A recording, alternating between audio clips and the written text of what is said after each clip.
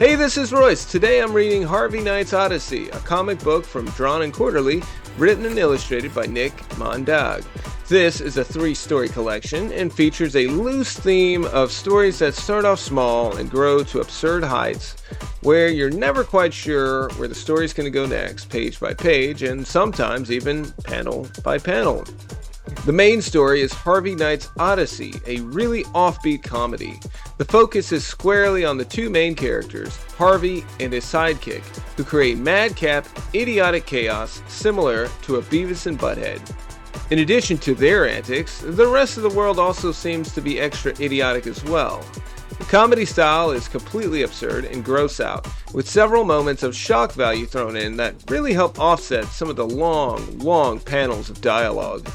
The story feels very long and unending and plays right into the title of it being an Odyssey. Most of the story feels way more experimental in the second half, acting as a vehicle for the artist to string together silly, imaginative ideas.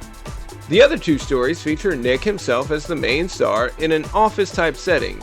These are much more grounded, with an emphasis of highlighting some of the quirky interactions experienced in daily office life.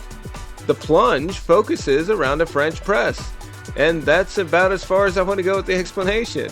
It's pretty offbeat in an unusually noticed, slice-of-life sort of way, and it was my personal favorite out of these three. Full Day covers a very unusual day of work for Nick, who goes on a bit of a journey, interacting with a variety of personalities and experiencing some really odd moments. Ultimately, the linearity of the stories do not matter all too much, as this is a pure comedy comic, written and drawn in a way to solely make you laugh. The humor is not jokey and derives more from stark changes in pace, tone, and expectations. The dressed-down illustrations and simple moment-to-moment pacing make the visual elements easy to read, with formulaic square panels across each page to allow the reader to never get lost in the absurdity that unfolds across the 167 pages. It's quite a divisive style of humor. You're likely to love it or hate it, but it is unflinching in its commitment to being different and underground.